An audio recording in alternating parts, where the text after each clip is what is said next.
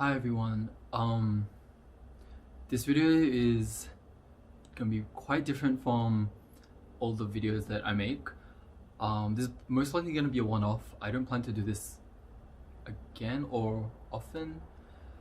This is just something that's I feel like I've been wanting to open up about for a little while, and I don't know, like I feel like when I make videos about things, or when I share about things in my videos, it does really help me to kind of like get it out a bit.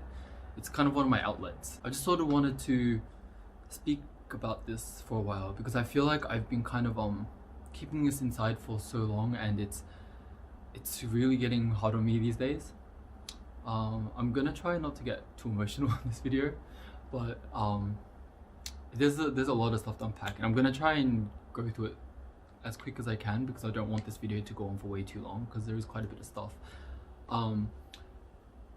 The title of this video, it is a bit clickbaity and a bit extreme, but it is true to some extent as well. And I really hope no one else is going through anything similar to what I'm having to deal with right now. And also, when I say how it's ruining my life, I do just mean mine. I'm not trying to demean or belittle anyone else's problems because this pandemic is affecting pretty much the entire world. We're all suffering right now, and I don't mean to say that anyone else is suffering any less than I am. Yeah, I'm just referring only to my own issues, and I'm just opening up about what I personally am going through. So I'll just get started with the heaviest thing. So my father has cancer, and he got diagnosed maybe 3 or 4 years ago, and at that time it was obviously a massive shock to me. And it's stomach cancer. So when he first in the first year, I think, he started with chemo and he started with all that stuff, but he got a surgery to get his stomach removed. So basically the tube that connects the top of the stomach and the bottom of the stomach, it got connected, and now his food just goes straight through that. And so he gets hungry quicker, but he also can't eat a lot at once because he doesn't have a stomach to keep it all in. So he eats very small portions, and then he just has to wait for that to go down, I guess. Yeah, so he was okay after that. And then last year it came back, and that kind of hit me really hard when I heard that it came back. But then last year I went back to visit in summer. So when I went to visit, my dad sat me down with my sister, and he told us that he got the news that it's terminal. So that means he's going to be living with it for the rest of his life, because the cancer is in a place that if they operated, it would kill him. So they have to just control it rather than operate. And then he took us through his will, which it's one of the scariest things for like any child to go through with their parents, just to have the thought of that, and just hearing what could possibly happen. Like, of course it's gonna happen one day, but hearing that it's gonna happen, it could happen soon, and kind of solidifying it with the will, that was such a hard moment for me. But he tried his best to reassure us that it doesn't mean that it's gonna happen anytime soon. The doctors are very optimistic of it, of him living for quite a while longer, just with regular chemotherapy. And they've even said that there have been cases where people lived up to 20 years, even more, with it, just undergoing regular chemotherapy. So for a while it seemed like it was fine, everything was good. And then very recently, maybe a month or two ago, I got the news from my father. So I was in a Zoom call with both my parents, So in the Zoom call, my father basically um, kind of tried to urge me to really try to get my mom back to Australia quickly. If you've seen in some of my vlogs, maybe a month or two ago, I was talking about how my mom was trapped abroad. I'll get more into that situation very soon, but he really wanted me to try to get my mom back very quickly. And so I really felt like, you know, I do want to get her back as well. But there was a reason why he really wanted it to be extra urgent now. And he basically said that his cancer is spreading again. So now, and he doesn't want to hear predictions from the doctors or anything. We just don't know how long he has left. And this is really, really scary for me. These days, like honestly, I'm struggling to sleep these days. I just, when I go to bed at night, what I've heard is that at night your brain is a lot weaker because it's tired, so it's harder to be in control of like negative thoughts and stuff. So I experienced a lot of that when I was going through depression, like my deepest part of it and stuff. But now I'm struggling a lot, especially at night. I'm actually really considering getting some counseling or therapy or something, but I'm struggling a lot to sleep. I just can't stop picturing my life without him when I go back, because I'm planning to go back next year.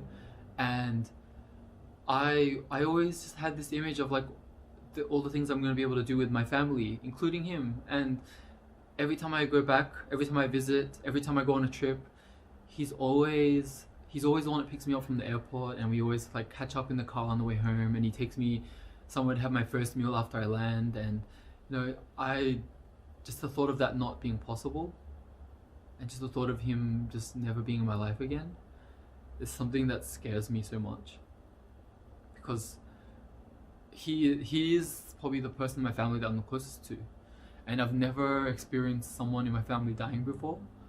I've only ever been to one funeral, and that was my high school art teacher's funeral, so I haven't really experienced death, really.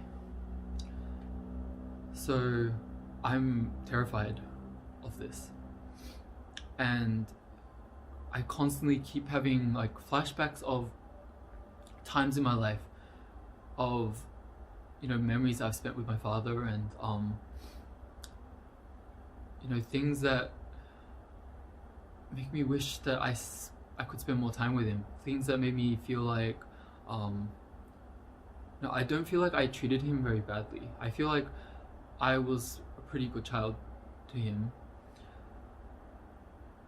But I feel like the thing that was lacking is that I just didn't spend enough time with him. I feel like that's the part that I needed to improve on. It's just intentionally going out of my way to spend more time with him, and I never realized that.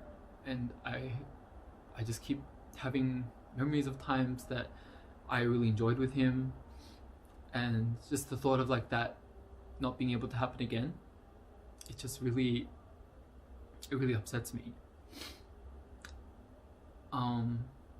Yeah, so these days, pretty much every night I go to bed, and then I just spend like 30 minutes to an hour just like constantly like jumping in and out of these thoughts. I fall into them, and then I'm like on the verge of tears all the time, and then I have to like try to like force myself to like stop thinking about that and just try to get to sleep, because, you know, I have a job, I have to get some sleep, but I'm struggling a lot with this. So yeah, this is something that I'm struggling with, but even more so my father is struggling with. And what I desperately want is for him to just be around by like when I go back, because I'm going back in March, so I really want him to just be alive when I go back. That's my biggest hope right now, is for that. Even just to see him one more time in person would make such a big difference in my life, I feel. So now getting on to my mother's situation. So I've spoken about this in a previous video. My mom, so what actually happened was, my mom in March, I think it was in March. She went to the Philippines for a funeral, and the day she arrived, the lockdown started. So she never even made it to the funeral because the funeral wasn't in the capital city, Manila. It was like outside of it, so she would have had to travel. But as soon as she arrived, she wasn't allowed to leave the city. So she's been stuck in Manila since March. And every time she's tried to book a flight back, the flight keeps getting cancelled. So she just can't get back. I've spent so much time calling airlines from so many different countries and trying so many different ways to get her back, and nothing is working. Flights keep getting cancelled. Every time I find a flight that seems good, they always say that she's not going to be allowed to transit in the country that they're transiting in because right now, because of travel restrictions, a lot of countries require visas to transit, or they have limitations on transits. So for one example, if we transit in Taiwan, you can only transit if it's less than 8 hours, but the transit is always 12 hours when it's from the Philippines. So that way never works. And then there's all these flights that transit in Brunei and Indonesia, but they both say they're not allowing transits. Indonesia only allows a transit if you have a diplomat visa, which my mom of course does not have. So I've been struggling a lot with trying to get her back. I don't know what I'm gonna do, honestly. And not only is it hard to just get a flight, even when you do find a flight, they're freakishly expensive. Most of the flights right now, the ones that don't have like 50 transits in one trip, the ones that seem like a normal length flight, they cost around $2,000 per ticket. And my mom has my baby sister too, so whatever price we get, we're gonna have to pay double. So this is just really, really bad. I've also tried to get my mom over to Korea, where I'm living, so that maybe she could, stay in a place that's a bit safer than the Philippines, because the Philippines is not doing very well right now with the virus. But also, maybe there'd be a better chance to get a flight from Korea. So I called the consulate in Korea, and I've called immigration here, and I've called consulates in the Philippines, and basically they're not giving visas to anyone that's not Korean at the moment. So, and they've suspended the tourist visa waiver, so she's not able to come here at all. So as I'm continuing to be unsure about what to do with my mom, I'm kind of just like waiting for time to pass. I've seen some flights that seem to be okay. One of them that stops in Papua New Guinea, but I've tried to call the airline, but they just won't answer. So I don't know what I'm gonna do about that. But this problem gets even worse. So there's issues happening with my family as well. One of them is related to my sister. So one of my youngest, so I have 4 sisters. One of my sisters in high school, she's going through a lot of stuff, and as far as I know, she also has really bad depression, and I don't know to what extent, because I haven't been around. I don't know to what extent it's been affecting her, but all I know is it's been really, really bad. And both my parents are very, very worried about her. She's been missing online classes a lot. All the things I've been hearing about her, it just makes me feel very worried about her. Both my parents are very worried about her, but my father especially, he's worried about if this happens to him, what's it gonna do to her? Is it gonna push her off the edge? He's worried that he really doesn't want to think about what it's gonna do to her, and it's stressing him out, which is also affecting his health. So what he desperately wants is for my mom to return back to Australia so that she could be there with my sister. And he really wants them back as soon as possible, so that everyone can be together, just in case the worst case scenario happens. I'm trying really hard to get her back, but it seems like everything I try, it just doesn't work out. So I'm praying, and I'm constantly researching and looking all the time. But I feel like right now, like, I have to just live my life constantly distracting myself so that I don't get so I can actually function, because when every time I slightly think about it, I just fall into this and just I I just get lost in these thoughts. And this is very different from my depression that I suffered from, because my depression, it was kind of unwarranted. I was kind of creating these things that made me depressed, but this is something completely different. This is just life like non-stop pushing me down, and I'm struggling to keep up, but I don't want to give up. If as hard as it is on me, there's so much that I am living for, and I don't want to give up on. I don't want to give up on this. I don't want to give up on my parents, on my family, on my life. I'm trying my best, as hard as it is. And then when it comes to me going home, there's so much in the way of that too. For one thing, there's basically no flights home at all. Every time a flight comes up, like every month or two, it's booked out immediately. It's pretty much impossible to go home at the moment because of that. But not only that, my work contract goes until March. It goes until the last day of February. So the earliest I could be leaving legally is the first day of March. And as unideal as that is in this situation, there's another thing that's been stressing me out that kinda is forcing me to stay here until the end of my contract. So one of the main reasons that I can't leave my contract early is, it's a personal thing, but I'm so conflicted about this as well, but I'm trying to be a bit more realistic about this. Finishing my contract means that I'm gonna receive a lot of bonuses. I'm gonna receive like my contract completion bonus. I'm gonna receive severance. I'm gonna be able to take all my pension out. There's all these things, all these money bonuses that I'm gonna get from finishing my contract. And I'm also gonna have all my savings on top of that. One of the reasons why money is so important for me in this situation is because my main source of support in my life is from my father. Every time I have struggles, every time I need something, anytime I've ever needed help, my father has always come through for me. I've always appreciated every bit of help that he's given me. But if the worst case scenario happens, I'm not gonna have that support anymore.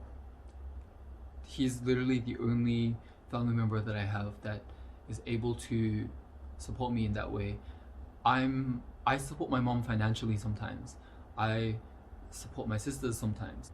In terms of support in my family, after my father, I'm the one who supports. And it concerns me because if he's not around anymore, I'm gonna need this financial cushion to land on just in case, because I'm gonna be moving back across the world, starting my life all over again, and I worry about how I'm gonna get by without his support anymore. So I feel like as much as I want to just like leave things, even though I can't right now, I don't even have a choice, there's no flights to take me back. Even if I could, I feel like as hard as it is gonna be on me, I feel like it's gonna be smarter for me to stay here until the end of my contract.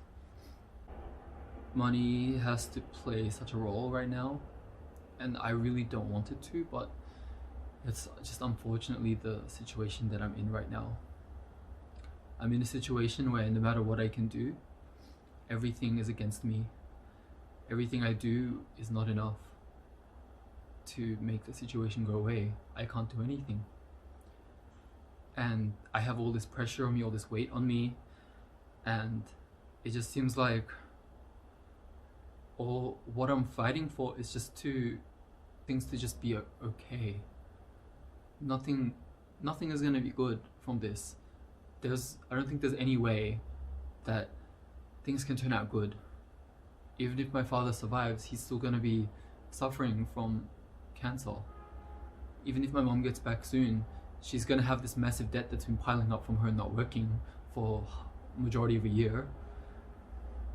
You know, things are bad no matter which way things turn. I think like really just the goal right now is just for things to be okay.